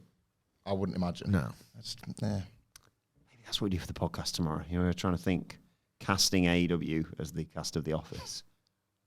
Maybe. Oh, well, if we had time to fit in all the stuff they've advertised for Collision. Right. Can you do one long game of the thing we talked about where it's just, I'm becoming hooked on these games where it's just like, them or them, them or them, them or them, them or them, and it just goes right the way to the end. Yeah. Like, you introduced me to it with the footballer one. I might do a video version of this, though. That's the thing. Don't want to step on the dick. But a whole hour podcast of audio, just Will WhatCulture Wrestling. You have to decide in the moment. It's just going, Kenny Omega. Still Kenny Omega. Private Party versus Iron Savages came next. It went 60 seconds, and they botched the one move that they really needed to hit. Gin and Juice was bad. Don't worry about that. They botched a second as well. Oh, God, yeah. Like, I'm not being funny. There's a weird... I'm sorry. People like Private Party. You're entitled to like Private Party. There's a weird... It's pure copium about the absolute state of this tag team division, in my opinion. This weird drive for Private Party to win the tag team titles from the Young Bucks. It's because you've got nothing left. I mean, what are the options? Not many, realistically. Outrunners. Sorry. Well, what we're doing here, Private Party and who else? Even if there's like no other option and Brody and Buddy as a team, just whatever. That's black or whatever. Like a tit or whatever.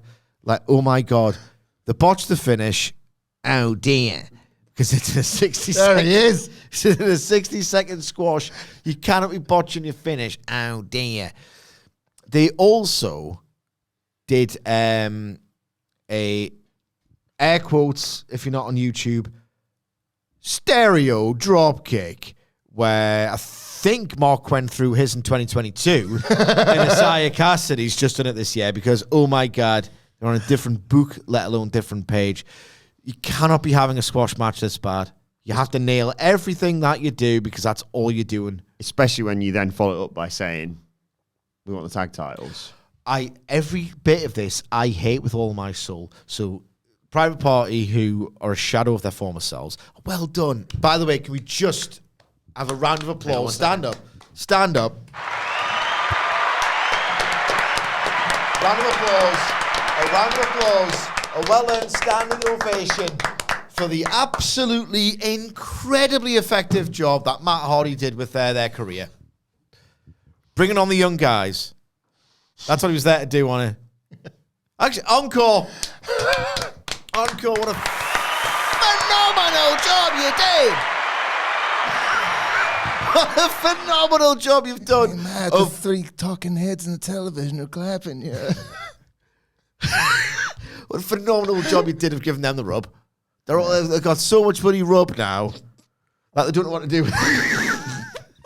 I think you're taking the piss. OJ Hawker do some stuff with that rub. Get some sauce. Get some steak. Are you what did he do? Yeah. I mean, I know Quentin's been injured for quite some time. And I know Tony Khan's in charge. Right? But come on. It's your advice.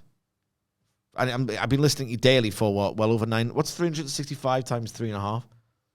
A large Over amount of 1,000 days. obviously. Yeah, for 1,000 days. Any advice? Yeah, do this. Maybe hit your drop kick at the same time. You know what I mean? Work out how that what was you two were really good with like that. That's the same amount of time period as this. I've said this before, I'll say it again. Between the December, we're going to borrow from such programming. It's just King of the Hill and South Park. And I think you're tired of having your intelligence insulted, quite frankly. From that Vince McMahon address in December 1997, which is might as well start the Attitude era here, to WrestleMania X7. Oh, the industry's dead in more ways than you could possibly imagine. Matt Hardy was storyline linked with Isaiah Cassidy for a larger amount of days. Capital job, Matthew. So I hate the fact that the 60-second match existed in the first place, right? And you know what? I hate to bury Tony Schiavone, and he's doing his job. And to an extent, a commentator can only be as good as a product, realistically. I think that's true. You can be a bad commentator on a good product. You cannot really be a great commentator on a bad segment. It really is difficult. So I don't really begrudge Tony Schiavone for this, because he's just doing his job. He's trying to sell a turd and polish it. Private Party, I don't know what's going on with the booking here. Like they need 2 months off to just get things proper, because it's always on the cusp of being good, and something bollocks happens. This is total bollocks. So Private Party have been used as complete and utter geeks to tell the story about the Blackpool Combat Club and how vicious they are. This new version's way vicious. They're going to kill Isaiah Cassidy, and they're going to verbally bury them, saying you're in the exact same spot. And I know that's a story that, we're on the same spot. Well, we're going to start winning matches and being good. So on Collision, they get their asses kicked. Yeah? They get their asses kicked, and they're not even considered worthy to be in the Casino Gauntlet. So they're in a trios match, and then they get their asses, they get treated with such contempt that they're not even involved in that trios match. Then they have a match against the BCC, and they get their asses kicked. And then they beat the Iron Savages. Is that who it was? Yeah. Mm-hmm. The Iron Savages in 60 seconds. And Tony Schiavone's all like, oh, well, they're going to be in contention again in the tag team title picture. You're f***ing taking the piss. Are you taking the piss? It's so crap. Yeah. It's horrendous storytelling. Absolutely horrendous. Contempt my intelligence is being held in. I don't know why I'm Yoda. But you get what I'm saying. Yeah. Contempt. Idiotic booking. Like, you're taking the piss here. It's not as high stakes, but it's not that different to Brian and the Hidden Blade. Yeah. Like, the actions don't have consequences, so you can't buy the actions. And guess what? Yeah. Guess what as well? On top of this. Please for Halloween, just do it. I want to see what it looks like. Yoda. You as Yoda. Yeah, the kids as like stormtroopers or whatever. But I really like, and use the speech for what it says, contempt. What was it? Contempt my intelligence. My intelligence is in. Respect. Where is mine? And what's worse is So they come out, and Isaiah Cassidy, to his credit, pulls off a really good promo, and he's got something in terms of personality and presence, and I think just signed, Bobby Lashley and Shelton Benjamin and Ricochet and Will Ospreay, and that's on top of everybody else who he couldn't possibly hope to move beyond in these once a month or once every 3 week appearances he was doing for 3 years or whatever it was. But it was a good promo. And then the Young Bucks respond to it, and they just happen to be sat in that tunnel, just in case we get called out or whatever. We'll just sit in this chair or whatever. And then they've got the spotlight on, and it's such produced American crap, American TV wrestling crap. And then there's an altercation, yes? Mm-hmm.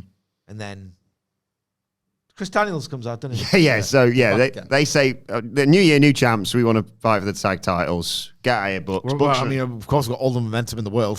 With a 60-second win over the team who never win. Bucks come out and talk about it. It's pathetic, isn't it? If we've had literally 1 minute of success this year, we would like a title shot. Yeah. And they obviously played they should mention the Dynamite moment was obviously them shocking the Bucks all those years back. 5-year anniversary, so Matthew and Nicholas say, you can't have it without your EVPs. Why don't we put the titles on the line right here, right now? They walk down and then say, actually, no, limited dates. We're not wasting one in Pittsburgh. Jack Perry attacks. Kazuchika Shibata makes the shave. Kazuchika Shibata makes a shave. Which Kazuchika Shibata, I think. Yes. Jack Perry's completely bald. And yeah, Christopher Daniels says 3-on-3 match for a 6-man tag for Rampage. Right, okay. If you don't want Rampage spoilers, earnestly, you might watch it and just have a nice time and be less of a miserable prick than me, right? And I'd like to live like that. If you want to watch Rampage unspoiled, skip 2 minutes. Right. On Rampage, you never guess what happens. Go on. Was it Chibata and Private Party? Yeah. They're doing teaming together. They don't team together. No, I said what they're doing teaming together. Well, you can't just have anyone team with anyone for 2 years and call it a mid-card or a tag team division. You just can't, because look where we are. They beat the Young Bucks and Jack Perry. Yeah. Right? So that means Private Party will get a tag team title shot at Title Tuesday. The Young Bucks got pinned in that trios match before Grand Slam to set up a tag team title match. The BCC in a 6 or an 8-man, I think it was an 8-man, beat the Young Bucks to get a title shot, or the momentum ahead of this 2019 ass booking in this tag team division is absolutely pathetic. And you're a mystery for not liking AEW that much. I didn't like WWE in 2019 either. And yes, it's not nowhere near as bad. No. But the way that matches are built in this tag team division is almost legitimately as bad. They'll never do like handicap matches and just beat the champs or whatever. Yeah. Like a tit or whatever. But this, just beat us and then we'll beat you. Call it a day. If Chris Daniels ever becomes like just a janitor or something, it's the closest they're ever going to get to Gary the Goat Garber. Yeah, we're going to bust you down, mop the floor like the Young Bucks punish him or something. Yeah. Mop the toilet. They've done it. They've done it. The full 2019 now. They've consumed it. There's There's some bad losers backstage booking this show. There's some bad booking. Yeah, some really bad booking in AEW. booking. And then Shivani, God bless him, I love him. Oh my God, they got the momentum now and the title contention. Just thinking. Everything can change in an AEW minute. Ooh. In an AEW minute. Just thinking there. Things get pretty strange. 3 years of Matt Hardy, but an AEW minute. Ooh. You listen to that on Friends and go on Bizarre. Yeah. Same here. All I wanted was like New York minutes after that. Oh, yeah. So I was thinking, I'm not here for Halloween, annoyingly, so we can't do it. But I was thinking maybe either we just do it for May the 4th. I don't know what day that is in the calendar. May the 4th. As in day, not date. We'll take the piss one. Or Brian can just do a like nice Photoshop for us. You as Yoda, me as Darth Banter, obviously, and then the Death Cube over it.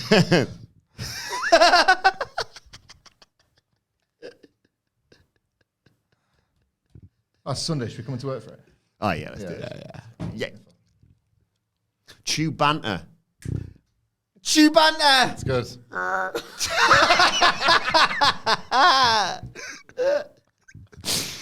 Renee Paquette, this is where business picked up, interviewed MVP backstage. He says he's got an announcement, but Prince Nana interrupts, says, you were getting real spicy about Swerve last week. Don't forget I used to wrestle. I can lace up my boots and kick your ass. And MVP says, well, that sounds like a problem for our complaints department. And it is revealed that Shelton Benjamin is all elite. He even takes a sip of Nana's delicious coffee and puts it over before walking off with MVP. Jar Jar Bants. Jar Jar Bants. That's because I probably have the same amount of popularity as that character as well, so that's probably appropriate. They're not like mega. I remember the toys that came like R2D's nuts. Yeah.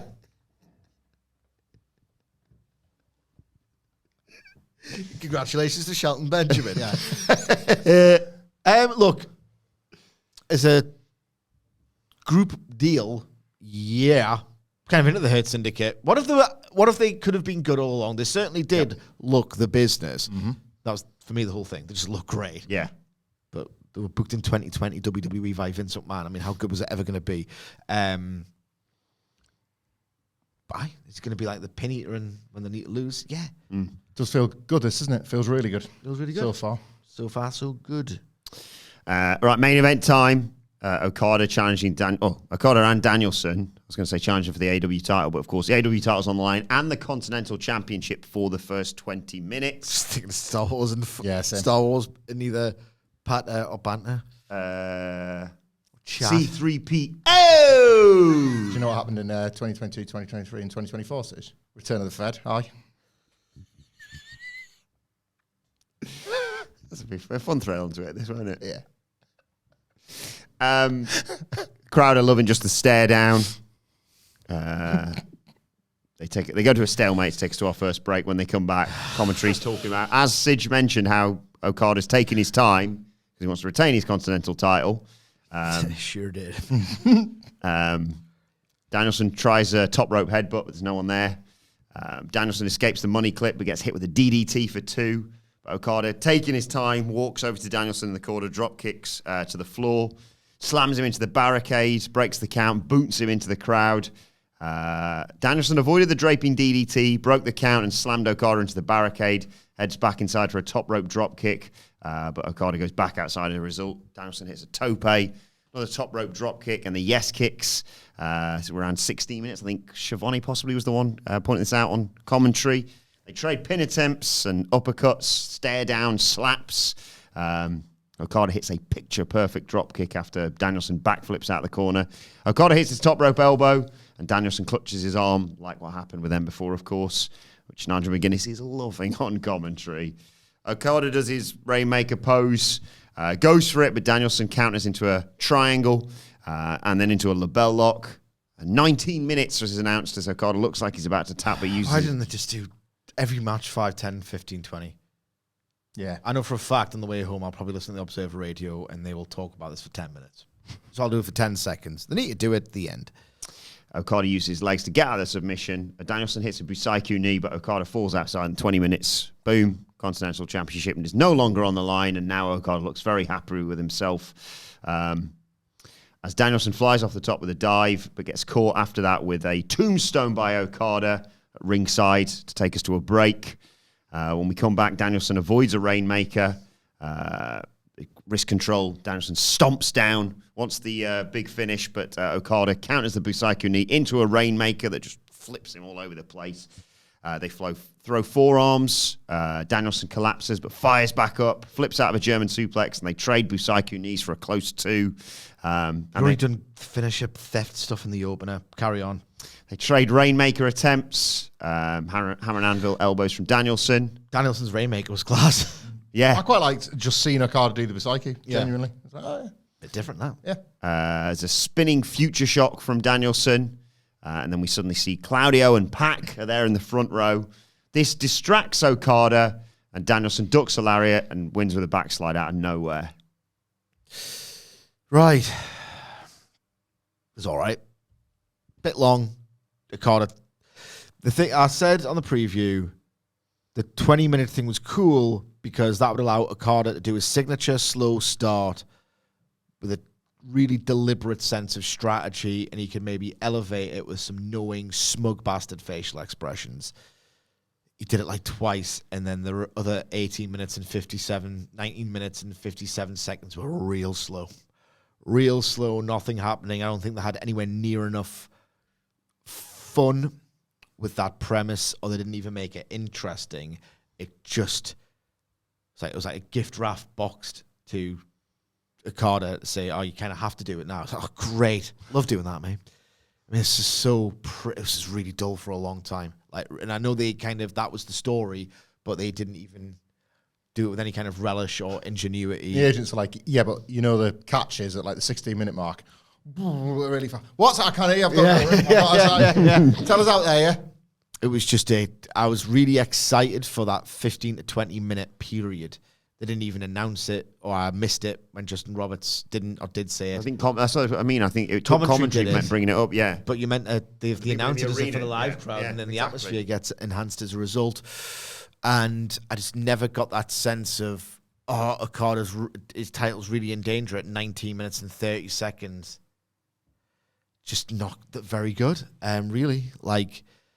And then I did really love that's the thing. There were moments like the way they built towards that Rainmaker duel, really cool. That's that amazing bit of thought and execution, obviously for that matter, by Danielson when the 20-minute time's elapsed. Oh Christ, just my title on the line, is it? Well, I better get this done quick because this guy's an absolute demon when it hits 35 minutes. I'm just going to do an over-the-top rope send on him and just splatter him against that guardrail because, God damn it, he might even be better than me in the long game here. Love that. Thought that was really clever. There was a few moments like that where they seem to have some pretty cool ideas, and they executed them at some quite dramatic times. It's Danielson Okada. I'm meant to be watching this match in a state of like vibrating with how overwhelmed I am. There's nothing in the world other than this match in front of me.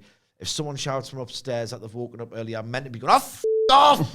It's Danielson Okada's on. Can you not just leave it? You're like, that's how I'm meant to be feeling. I'm meant to be I'm meant to be resenting my loved ones for potentially interrupting me. Do you know what I mean, though? You're meant to be like, if the phone rings, oh man, you cannot shake my soul from this moment. And I went, oh yeah, what is it? I'll pause that. That's what I would have done. Yeah. Oh God, they simply don't have great wrestling chemistry. This has to be the one where everybody admits it. Like, this has to be the match where nobody can have watched this and thought, knew I was right about these guys. Like, it wasn't great at all. Like, it was beautifully executed at points. Yeah. And that's their bare minimum. But this is the point. I think 3 times we've had their bare minimum. Yeah. And only once was impacted by an injury. They're not it. They don't have it together. Thinking about the finish as well. It's Okada's really first poor, pinfall. really poor. That's bad booking. This is bad booking. He'll go into why it's bad booking. They couldn't even commit to a cop-out. You know what I mean? Like, why has that happened? Was he like the great Okada can't even be distracted, but he can't be beaten? Like, what are they doing here?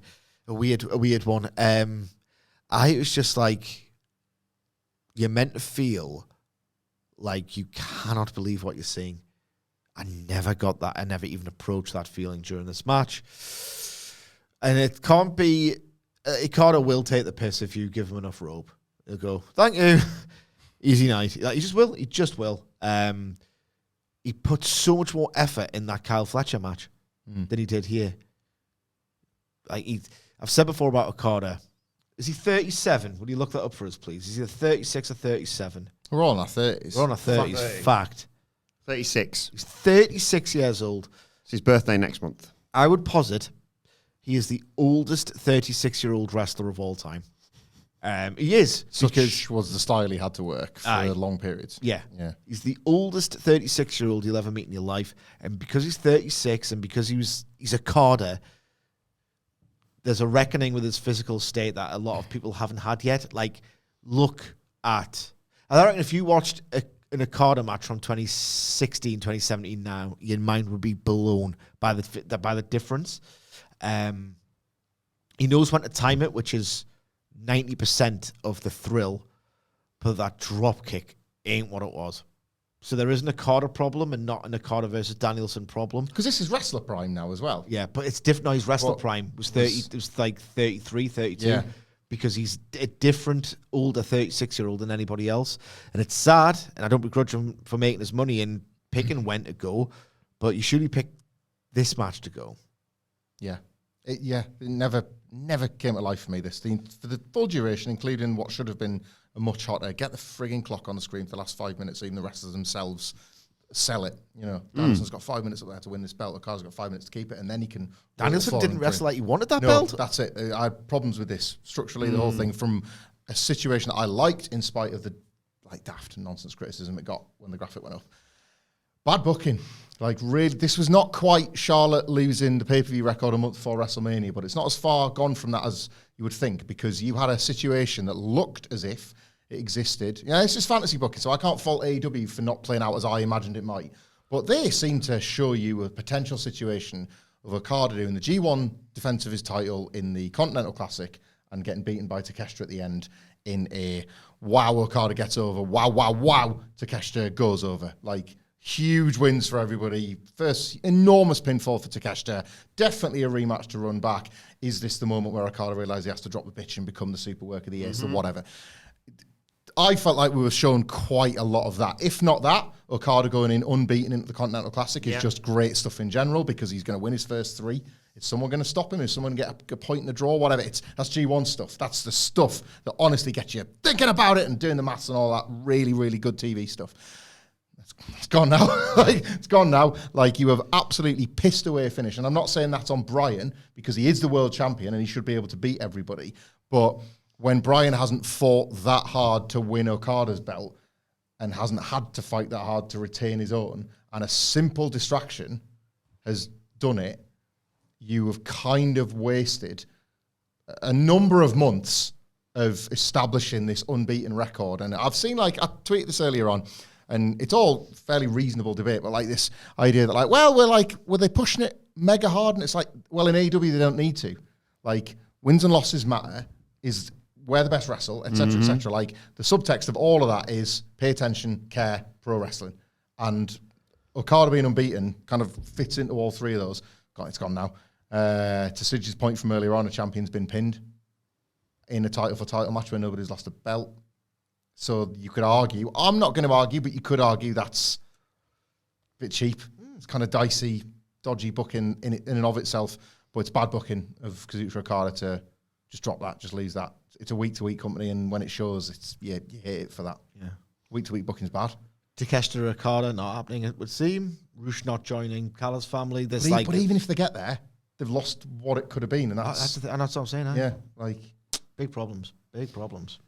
Post-match, Okada hits a Rainmaker on Danielson and flips off Claudio and Pac and storms off with his Continental title. Those two get in the ring. That's Kingston Jericho stuff. Oh, that was a real quiz. Rainmaker him after the bell, actually. Yeah. So, bitch. They get in there and grab Danielson. Moxley appears with Marina Shafir, who grabs him around the throat. And Mox tells Danielson to get this through his blueberry-picking brain. He's doing this because he has to. If this was anyone else, he'd have put him out of his misery years ago. Looked at the whole pie, Danny. Yuta sprints out with a hammer, and Mox and the gang get out of there. Mox gets back in though, stares down Yuta. You're not sure what he's gonna do with this. Danielson's getting up in the background, dares him to use it, but Danielson charges at Mox, and Danielson and Pac and Claudio and Yuta fight. The BCC bail. Yuta grabs the mic and says he's tired of being treated like a child. He can make his own decision and fight his own fights. Next week, Title Tuesday. If Claudio and Pac want to get to Danielson, they'll have to go through him, and Danielson confirmed the tag match, and Tony Khan made it official to close out this show. Yeah, this is awkward in execution, I thought, even though I do broadly really like the Wheeler Yuta character and direction. Yeah, I thought it was it felt like they were doing some rah-rah, how does that sound for next week, guys? And weirdly executed. Do you fancy this next week on wrestling? Yeah. The only thing I thought for a split second was some people may interpret if you want to get to him, you have to go through me, as him saying he'll fight both of them, and maybe Danielson just called an audible and went, let's just clarify it's the tag match. Yeah, maybe. I don't know. Maybe, I don't know. It's just all very awkward. It would very much seem like Shane McMahon has funded. He's the Ted DiBiase of the NWO. Yeah. But then Moxley's still under contract. Or is Shane McMahon... It's Shane McMahon, isn't it? Maybe. Maybe. He keeps saying this is not about me or you. It's bigger than both of us, blah, blah, blah. But is he doing that in a spiritual... John Moxley... Thinking beyond wrestling, you know what I mean? He does do that. He does, but I think it's very much they are telling you there's going to be a big reveal about who's funding this or whose idea it is, and because there's a lot that cannot be explained now. That's sort of because there's more episodes of television, guys. You know what I mean? It's Shane McMahon's. It may well be it's weird. I want to look at it for 1 week. Yeah, that's the problem, isn't it? The Macpool Combat Club. Good. Yes. Good. It's my time. I'm not going to get any better than that, really. No. Did you finish it there? Yeah. Got on top, like we always do. Hey, 1 year of the podcast channel. Genuinely thank you to everyone who supported us on YouTube for this. But let us know your thoughts on AEW Dynamite, on their 5-year anniversary. We're all celebrating. In the comment section below, or on X at WhatCulture WWE. Watch, they can follow all three of us. You can follow Michael Hamflett at Michael Hamflett. Follow Michael Sidgwick at M. Sidgwick. You can follow me at Adam Wilborn. Follow us all at WhatCulture WWE. And make sure you subscribe to WhatCulture Wrestling, wherever you get your podcast from, for daily wrestling podcasts. But for now, this has been the Dynamite Review. My thanks to Hamflett and Sidgwick. Thank you for joining us. And we will see you soon.